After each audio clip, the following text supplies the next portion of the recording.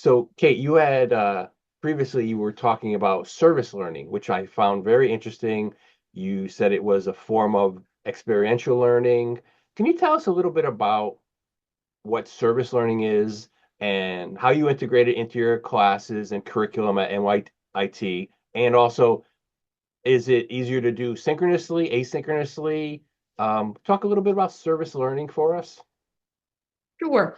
So, service learning differs from community service or volunteerism in that it's an approach in which you integrate both community service with the academic learning. So, the course goals, what students are, their learning objectives, their takeaways from the classes, are then applied in real world settings.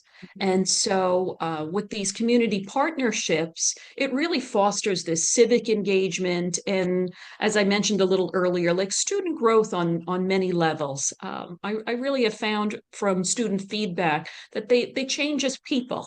So, for example, in years past, we worked with a hydroponic garden, helped to build and facilitate lessons around a hydroponic garden in a Harlem community center. Then the garden had moved to an elementary school. And then upcoming in the fall, I have designed a course that is going to be called The Philosophy of Aging.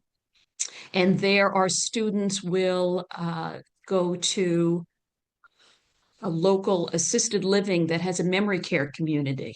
And so, lessons gleaned from the course itself, then weekly we'll and I say we'll because I go with them, for the first few visits, and they will then either provide some sort of service to that community, learn about that community, and then the piece that really differentiates it from uh, any type of volunteerism or community service is this idea of reflection and action. And so, that really, when I learned about service learning in particular as an experiential process, I really was drawn to that idea of like that learning is not linear.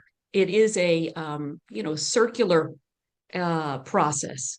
And Kolb's model of this talks about like a cycle. But for me, what really resonated is a lot of my work is guided by Paulo Freire and his idea of praxis, this action and reflection and action upon the world in order to transform it. So I feel like that's really at the heart of what we do when we take on a service project.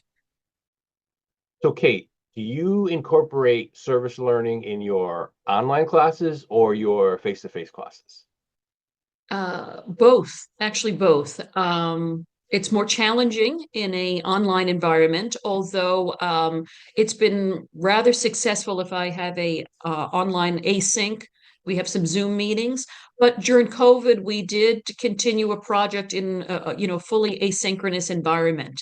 And I guess we do have that personal connection is because, as I mentioned, the first few times visiting with the community partner, I'm there with our students in person, but then we are able to, still work collaboratively on projects in an online environment. But that again, that's a whole other design element, but challenging, but yet successful.